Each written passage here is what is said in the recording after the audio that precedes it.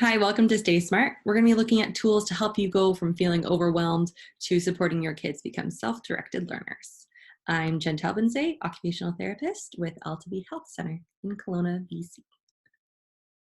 Our takeaways today are we're going to be reframing your role as a parent in online learning, tools for creating self-directed learning, starting with interests and strengths to help keep our kids curious. And finally, I'm going to show you 5 ways to teach life skills, because while we're at home, let's use that time to learn those hands-on skills. To help us set, a lot of people's emotions are running really high right now. So I just want to take a minute to do a quick exercise to help make sure we have our priorities straight before I give any details on school or teaching new things. So in 15 years, I want you to pretend it's 15 years ahead. And when you're looking back on this time, what kind of memories do you want to have? Okay, so this is going to be a thing that we talk about in the future. This is something we're going to look back on and be like, oh my goodness, do you remember that time? And you have control right now to decide what your memories are going to be at this time. So let's just take a minute and a breath and remember that if we miss a couple spelling words in the next 6 months, it's probably not going to be in the memory book or in the scrapbook. So now let's get into those details to try to make this time as smooth as possible. We have to remember we have a great team, especially being in BC or in Canada. We have educators working their butts off trying to figure out how to best provide for you guys right now and your kids, administrators and helpers that are learning how to jump through hoops and set up Zoom and set up all these different learning platforms. And then we have you who are so resilient. That's the parents and carers. You're so resilient and willing to try and work really, really hard for your kids. So we have an awesome team here. If we work together and use each other as resources, it's going to be a lot easier for everybody. So when you do feel like you're getting stuck, just make sure that we're all working for the same goal in the end. So reach out to that teacher and say, hey, this module just isn't working. Is there something else we can do? Or am I doing this wrong? Or do you have another suggestion? Okay, because this is teachers' first time doing video school as well. So we got to give and take here. Everyone's just trying their best. Just take some time to think about what we have accomplished together and how many lessons did go well, because I think that those are moments to celebrate. Last part of this reframe, kids are natural learners. We have these amazing teachers and admin and school teams. So what should parents be doing and carers be doing? Well, we just got to set everybody up. And maybe it didn't go so well the first couple weeks, or you're just not sure if this is sustainable. It was a lot of effort on your part. So in pre-kindergarten to elementary, early elementary students, they're really focused on reading and math skills. So if you could spend 30 minutes a day focused on reading and then doing math-inspired activities like baking or board games, that's going to be a really solid chunk of what they'll be learning at school. So if you can keep those parts going every day, then pat yourself on the back. That's great. Anything extra is just added bonus. For later elementary students, they're starting to really get into deeper conversations and debates. They're exploring more topics more thoroughly and doing a little bit more project-based work. So something that you can't get done in a single setting or a single session. And they're looking at about an hour of academic work a day to begin with, okay? So if you were trying to shoot for 4 hours, like that might be part of the reason why you're struggling so hard. When kids are at school, they're learning social things. They're learning how to be near other kids. They're learning and moving between classrooms. They're having snacks. They're doing so many amazing things to learn how to be a human and how to be an adult at some point. But the academic part, it might not be taking up as much time as you think. And then in middle and high school, this is where kids should be doing about 2 hours of academic work at least. They should be able to communicate with their teachers at this point.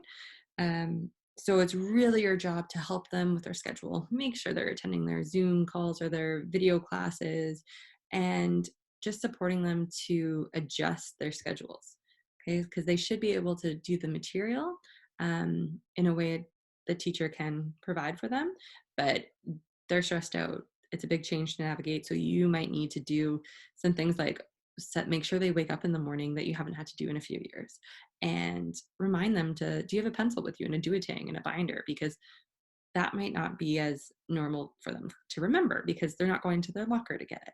So those little pieces, you might be supporting them with more than you expect. But the actual learning piece, they should be able to do a little bit more smoothly online.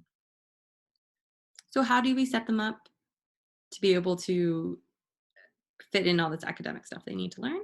Well, we're going to start with some routines and some schedules. So we're going to get into some schedules, and you really want them to serve you and not hinder you. So if you look at a schedule and it stresses you out, it's not the right schedule for you or the right strategy for you. So maybe you need to go to online, maybe you need to do a smaller half-day schedule. I'm not sure. I'll show you a couple of examples. And then there's also a lot more on scheduling and time blocking in the stay home video. So check back there if you want some more on scheduling.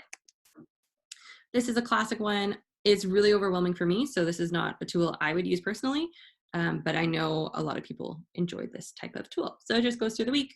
And then there's time, specific times on the left, and they even add times throughout the schedule. So it's very, very detailed. So lunch is between 12:15 and 1. So if you're a very time-oriented person, this might work for you. I am not. I'm more of a block. I'm a morning, before, between these meals sort of person. So this calendar would not work for me. It works great for some people. I really enjoy the color coding on this. It makes it a little bit easier to follow along. And I like seeing the Monday through Friday, knowing kind of what's happening for the whole week. They are using a lot of repetition in their week and doing a little shorter day on Wednesdays, because that's probably what the school did. Or maybe they have something on Wednesday evenings that they do special as a family. Okay, this is one that's probably more like something that I would do, just in morning, AM, PM, evening, and then they also use their dinner meal plan on there too. So anything extra, maybe it's the evening activity put in there, whatever you'd like. And then they just have their Monday through Sunday. And they kept it really, really simple. So just a few things each day. This is probably the most likely that I would do. It's just a quick handwritten, it's not pretty, of what's going to happen. And I would probably just do that for the morning and then have lunch and then, erase it or flip it over and do what my evening might or afternoon might look like. Again, this one has time chunks. I don't know if I would do time chunks with older students. Totally awesome. Younger ones, maybe not so much because it might not mean anything to them. And then this is the final one. They're using a timer to help the kids understand that you're doing this for this amount of time. Really helps some kids, really does not help other kids. So make sure you know if your kid likes timers and if it's a helpful tool for them or if it's something that just adds anxiety. But I kind of like that there's a couple different sections and then you pick one. And then when you're done, you check it off. That's really rewarding. It says 1 hour each. That would be a lot of work. That's like 5 hours of your day. So if that's something that's reasonable for your kid, great. If those were 15-minute chunks, you might be okay too. If you have any questions on how much time you should be spending on academics, talk to your teacher. They know your child too, and they know exactly where they were in relation to the class and their learning goals and strengths and weaknesses. So they could really say they only need an hour and a half, but make sure half an hour is on this one area that they really want to improve. Okay, so now that we have a schedule, how do we actually set up the space? I like to think of it as like a school supply checklist. So I have a checklist for what's always on the school table. And this also helps us turn our school brains off at the end of the day, and actually have time to relax and not feel like we're doing schoolwork. It goes the same for workbook too. So on the school table, I have things like water, paper, pencils, break cards. Those are really handy. You can do break cards by just having a bunch of cards, and every time your kid needs a break, they can take a card and then it's done for the day. Or you can have a few longer breaks, shorter breaks. You can talk about body breaks or brain breaks and break them up that way. It's really up to you and how far you want to dive into break cards. You can also just not have break cards. It's all good, whatever you're ready to take on. An extra layer of clothes, a timer, anything that they're gonna want to leave school and have like a pretty valid excuse, like, oh, I'm cold, I need a sweater. Have it ready at the school table so they don't have that excuse to just leave. Okay. And then snacks ready and nearby, so you don't have to take time to prep a snack while you were planning to be helping with schoolwork. And then, so I like to put that in a bucket. And then when it's school time, the bucket's on the table. And then, you can grab your extras like water and those kind of things. And this list would just be on that bucket. And then when school's over, everybody helps clean up, put all the things in the bucket, and bucket goes into the closet, bucket goes into the shelf, wherever, and school's done. So any kind of stresses, any kind of frustrations that are happening in school don't spread through your whole day.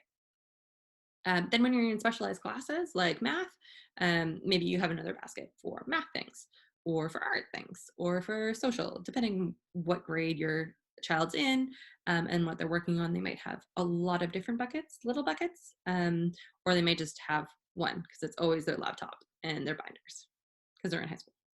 Okay. One thing to note would be if they are doing longer lessons, I really like to have 3 options for seating, 2 to 3 options for seating, because sitting at a kitchen table to be doing work usually is not ergonomic. So if there's an option for kids to be sitting on the floor, maybe during novel study for our high school kids, they can sit on the couch or on the floor with a cool beanbag chair, whatever you guys have around.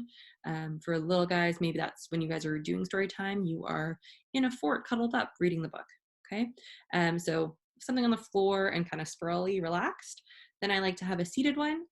So any kind of chair you have with a desk that they can reach, you can prop feet up. There's more tips on ergonomics in the stay home video. And finally, a standing option. So give me the same table or a higher table if you happen to have one, or a countertop. And that might be where you do Play-Doh rolling, or when you're going to go move into math and start using manipulatives. That's a fancy way of saying stuff and toys. So you're using coins, you're using blocks, something like that. That might be something to do standing. Having those 3 different positions is basically mini breaks that can help you learn longer. I'm going to dive into some options for breaks.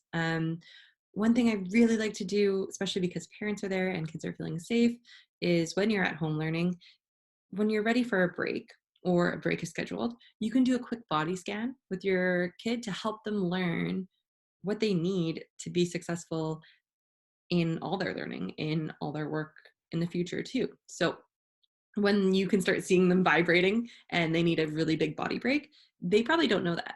So you can help them by saying, okay, how are your arms and legs feeling? Are they ready to move? Are they tired? Are they feeling heavy? How's your stomach? Are you getting hungry? Well, that's good because it's our snack break, right? So just leading into those. Or, oh, is your tummy feeling full? Because you haven't gone to the bathroom all morning. You might have to go when they're doing the potty dance, right? So just helping them reflect and build those self-reflection skills. This also works for older students as well, because they're getting closer to whether they're going to post-secondary schooling or to a job site. They have to know what kind of breaks they need so that they can keep their body healthy and continue to do their best at work and in any kind of academics. So the heart breakdown is all about how are you feeling? Are you feeling overwhelmed? Are you feeling frustrated? Those sorts of things, as well as your energy level and just general comfort. And then the last one is your brain. Do you have a million thoughts in your head and it's just full? Are your thoughts going really fast? Is your brain going really slow? Are you just ready to play and think about something else for a minute? Okay, so those are just some quick questions you can ask to help your child reflect on where their body's at and what kind of break might actually help them. Because if their body's really ready to move, and then for their break, they choose reading a book on the couch, it's not going to make their body any more ready to learn in 15 minutes, right? So if their body is looking for movement, then when it's break time, they should be out on the swing, or maybe we do a quick walk, or they do jumping jacks, or plug in a video online and follow along to a dance craze, whatever it is. But just helping them match what their body's looking for with what they're doing for the break. Break ideas are listed here really quickly. Physical, getting outside. If you can be near trees, there's more and more evidence coming out that being near green things reduces our stress load. So, and our stress responses in our body. So if your kid is like getting overwhelmed with some studies, put them in the garden if you can. Play and connect. So in Stay Healthy, I cover a bunch of games. So if you're feeling stuck on what to do for a break, you can connect with your teachers or you can check out that video. Now, how do we help kids become self-directed learners? And what does that even mean? So self-directed learning is where a student or a learner is in kind of the driver's seat. They get to pick the topic. They really are the ones pushing the project. They're pushing the learning, okay? And they're just really excited about it. So how we're going to do it is four-step process. One, we're going to start with what are they interested in and what are already strengths that they have, because it's a lot easier to get interested in something you're good at. The second step is exploring and talking with your kid about what you like and what you don't like, and just about different options, because a lot of the times it's easy to pick things that we are already doing because humans like habits. Okay. So just have a really open, neutral conversation about different activities. We have an activity coming up that can help facilitate that. So we're going to add in fun ways to build other skills. So if you're interested in photography, like the little guy in the photo here, and writing is the worst thing in the world, maybe we start with taking photos and then add in writing a description or signing the bottom of the photo to get those writing skills in. Okay, so we're using fun ways of, oh, you're making a gallery. You need to, describe the picture for people. It's a little bit more inspirational than just copying out words off a board. And then finally, we just keep adding in new challenges to work on all different types of skills. This looks a lot cleaner in the workbook. I had to modify our formatting to get the video working, so check it out in the PDF. It's a lot cleaner. But basically, you're going to go through 4 questions, and I have a whole list of activities.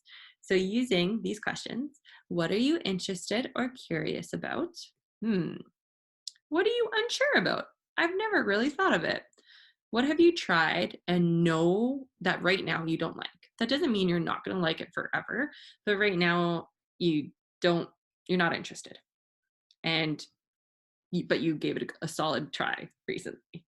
And then the last one is we're going to circle which one we want to try first.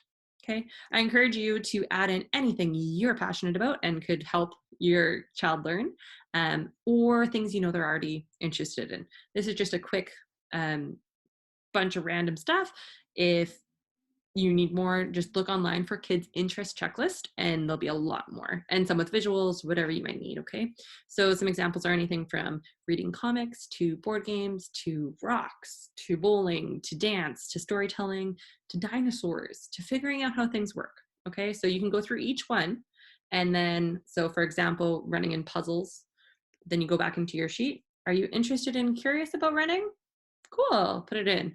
You um, unsure about puzzles. I've never really done a puzzle since I was really little. Put it in the unsure.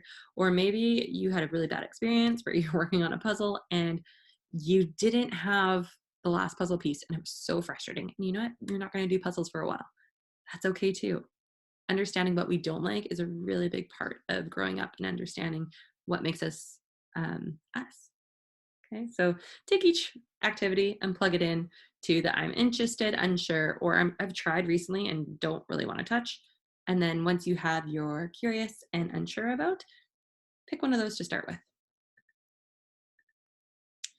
Now that you picked one you started with and your child picked rocks and you don't know anything about rocks, there's gravel and sand and that's about it.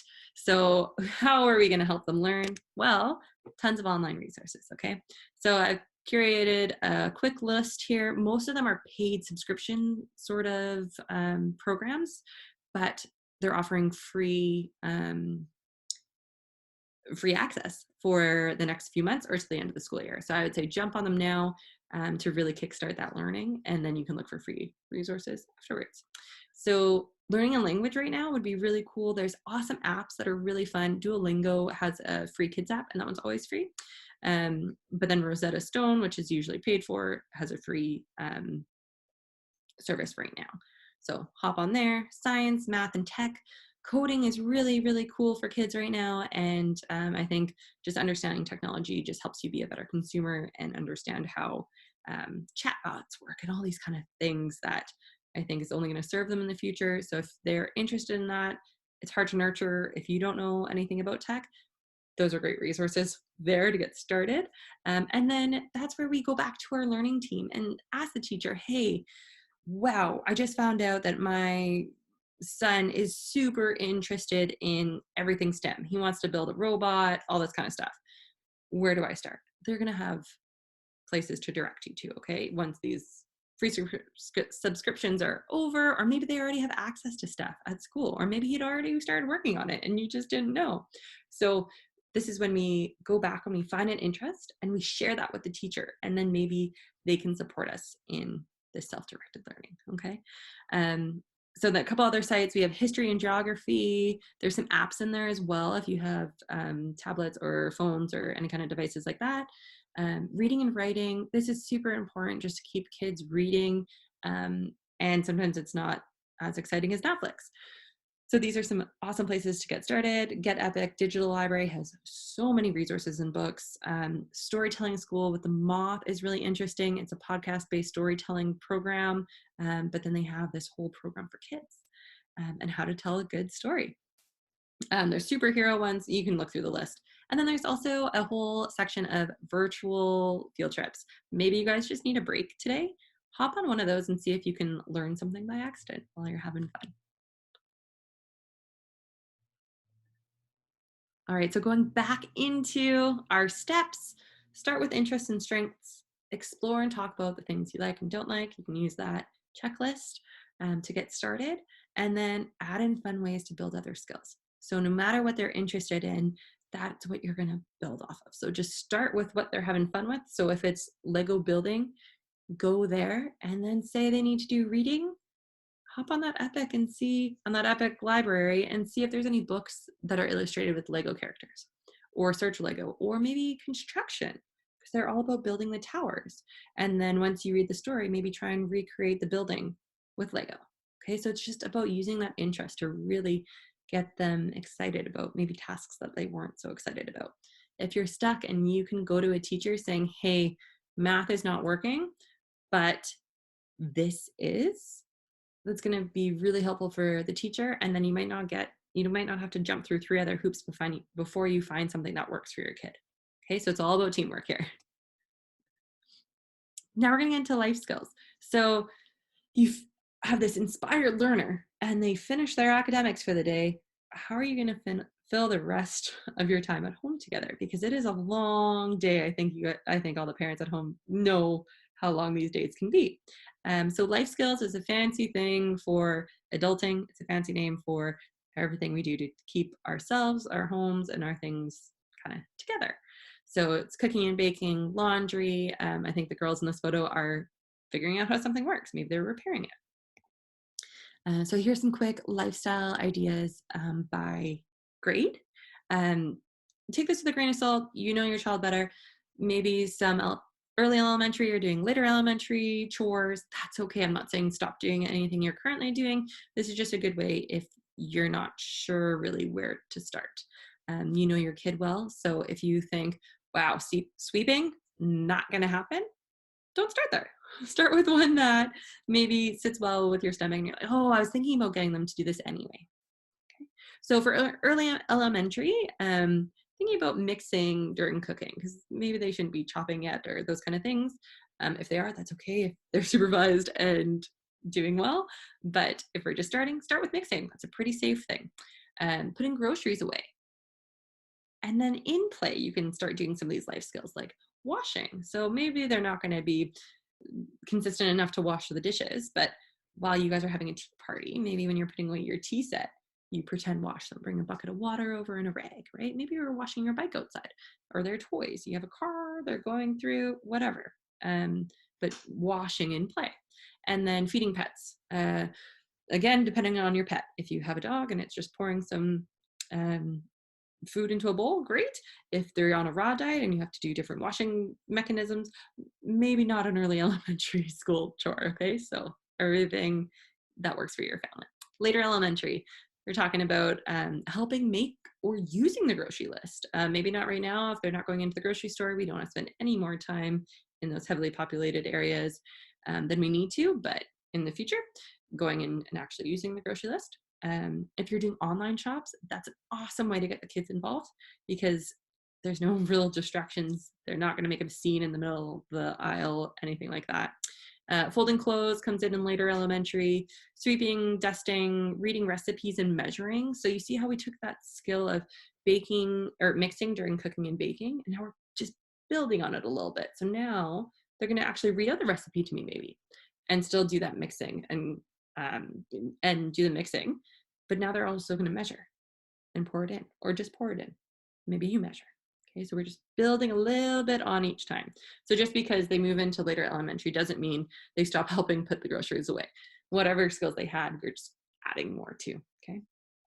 Middle school, so preparing a whole meal, doing the dishes, unloading and loading the dishwasher. A lot of these life skills is not only the task, but just remembering to do them, or having a schedule, or using a schedule. Those are all pieces. So that's also what we're working on. It might not be about washing a dish, but it's about learning how to remember that you need to wash a dish. Personal laundry should be starting to get done in middle school. Reading labels on cleaning products. So that's something that they're learning in school through WMIS, and just like product safety symbols and chemical symbols and those sorts of things. It's a really nice connection to be able to say, hey, when we're going to go clean the bathroom, let's just check out these products. So then you know, like, oh, this one shouldn't touch my hands. Oh, man, I didn't really think about that. Maybe I'll wash my hands really well before and after, or maybe I'll wear gloves. Okay, so they can think those critical thoughts and reason through how they can get tasks done. And then finally, vacuuming and mopping. So that one step up from sweeping.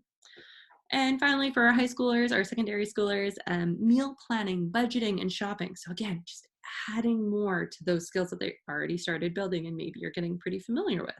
Making schedules and organizing when chores need to get done and doing them. So maybe in middle school, you kept reminding them, oh, it's Wednesday, it's garbage night, take it out.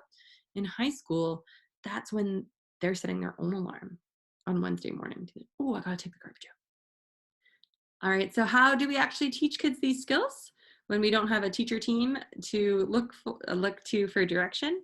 I got 5 quick tips. First one is called chaining, and chaining is really fun because you can go forwards or you can go backwards. Okay, so chaining basically means you think about the task and break it into pieces. So for washing the dishes, we're gonna 1, dishes to the sink. 2, fill the sink with soap and water. 3, wash the dishes. 4, dry the dishes. 5, we're done. Okay, we're gonna celebrate. Woo, finish the dishes. Check the task list, whatever you need to do. So forwards training would be, hey, getting your child to collect all the dishes and bring them to the sink. And then they're done dishes. Thank you for your help. That was awesome. You know, after every meal or whenever they're done a snack, they just bring their dishes in. That would be forward training because they're doing the first step first, and then you're going to teach them the second step.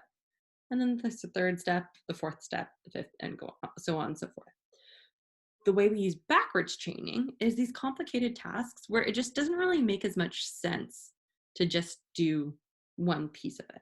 So in dishwashing, I really like to use backwards training because when you start with drying the plate or putting the plates away, depending on how you do dishes in your household, if they sit on the sink to dry or those sorts of things, but say putting the dish away, you are part of that end product.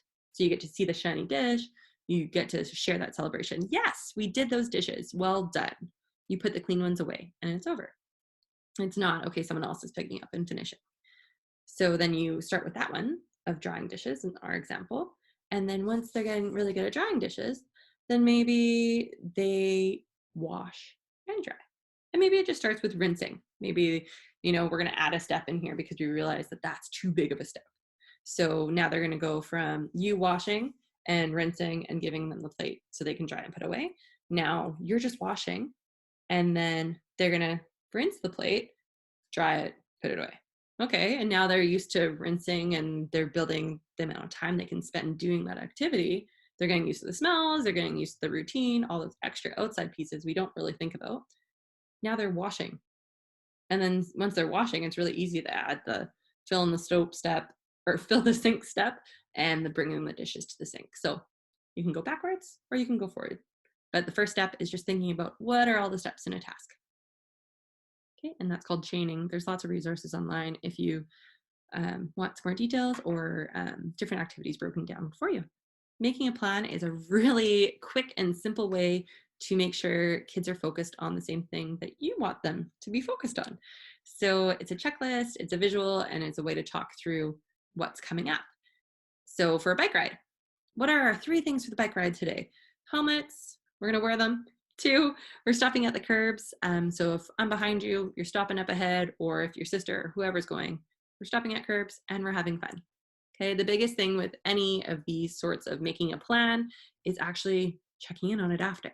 So when you're on a bike ride, maybe after the first curb, and they blow right through it. They're in the street, they passed the car, you're feeling a little bit stressed about this. You bring your paper back and say, hey, how are we doing? Do you have your helmet on? Nice work. 1 done. Okay. Did we stop at the curb? Oops, we forgot that one. Okay. And then last, are we having fun still? Yeah. Okay. So what are we going to do differently? We're going to stop at the curbs. Okay. So we're giving them the wins where they deserve it. And we have a nice, positive, easy way of telling them what to focus on. Instead of saying, you forgot the curbs, stop at the curbs, right? Like this is just a nice conversation so they can actually learn and process. And then the next time they get to a curb, hopefully they can get all 3. But yeah, that review during and after is really important. So when you finish your bike ride coming in, be like, wow, look what we did. You did all 3 of those. That was so great. And then next time you go, maybe there's a 4th, or maybe you take off helmet because that's a no-brainer. They've been wearing their helmet for 5 years. That's not on the list anymore, right? So then you can add new things. You're going to start, are you staying on the right path, right? Did we pick a path? Number 1 is pick a route. Number 2 is stay on route. Number 3 is have fun, right? And then you can say, did we pick a path? And then did we follow that?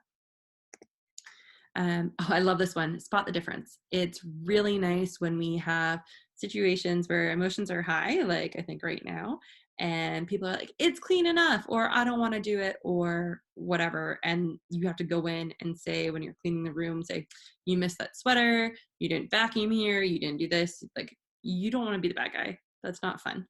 So this is a really cool way to do it. You take a picture when the room is clean. And that's really nice once you guys, if you spent a really good day, like deep cleaning or organizing or whatever, take that finished photo. And then you can take one from when you're like, okay, we're cleaning rooms today, take it, and then do a side-by-side, like what's shown here. And then you can outline it for your kid, right? So look at all these books. There's like 6 different places books are. But in the after picture, all the books are on the shelf. Ooh, and all the bins are on the shelf. Okay, and what's in all those bins? Oh yeah, all those toys that are on the floor, those are probably in the bin. Okay, I see the pillow on the chair. I see nothing on the carpet. I see no dust on the shelf, like all those things, however much detail you're doing. And then for smaller tasks, you can say, hey, let's look at the before picture and say, how many books have red on them? Can you go pick up all the red books? And then helping them do one step at a time. But it's a little bit more fun. And you can just show them the after picture when they're saying, oh, it's done. And you be like, I see 2 differences, and get them to look. And you can take an updated, almost clean photo. So that's fun. And it's a little bit better than just nagging or having to go in and inspect. And they can bring a photo to you. The next one is modeling the skill. So we are modeling what we want to see in our kids all the time. So, and that's for, better or worse. But when we really want to teach a skill, we can model what we're doing, which we always are, but we can also talk through the steps or talk through our thinking process. So if you take a minute and do that task breakdown like you would for chaining or for making a plan. So while you're biking, you're really thinking about your helmet, stopping at the curbs and having fun. You can model that. So you're going to maybe make a really big screech on your bike when you're stopping at the curb. Oh, I almost forgot to stop at the curb. Or I'm working hard to remember, stop at the curb. Sometimes I sing a song in my head about stopping at the curb, stopping at the curb. Oh, there's a curb, let's stop there. However much fun or a little fun, however serious you want to be, that's totally up to you and your own personal parenting style and your own personality. But just think about, what are those things that you're actually paying attention to? And what is that ongoing dialogue going on in your brain? How do we teach our kids that? They can't read our minds. So you can just say it out loud. And yeah, you might feel a little silly in the moment, but then when your kid is stopping at curves, you're going to feel pretty good about it. Okay. And then the same thing with that, we can't model everything at once. So just one little piece, and then we're going to build it up like this little kid building up his block tower. Finally, we're going to use questions. So this is a little bit different than reflecting on those plans. We're going to use questions to help our kids think, learn to think. We're using questions to help our kids learn how to think. The other strategies, if you practice them enough, you can learn how to be in a routine. You can learn expectations, but you're still not learning exactly how to think about things. And then when you come to a new situation, you don't really have any skills to go on. So this is a really nice one to build critical thinking skills. You can use questions to prompt kids to get something done, like, oh, it's after dinner and something didn't get done in the kitchen. What could that be? Oh, and then kids like, oh, I forgot to put the dishes in the sink, right? So giving them that time to think about what they're supposed to do builds a pathway in their brain to know to check for dishes. So it's an easier way for them to learn, what questions should I be asking myself? Another way to use questions would be like they're in a routine that they know, but they're just forgetting something because it's a stressful time. So instead of you being a nag or feeling like a nag, saying, oh, did you brush your teeth? Oh, did you brush your teeth? You can ask, did you miss anything this morning? And just wait and give them a minute to not saying, did you miss anything? Tone is very important in asking questions, but I see you got dressed and you did a great job on your hair this morning. Did you miss anything else? Let's think about it. Oh, your teeth. Oh, do you want to go do that now before we get started on our schoolwork? Great idea. Okay, so asking questions helps our kids ask themselves those questions. And then, so that's the beginning to get them to do those tasks we're working on. And then you can do it at the end.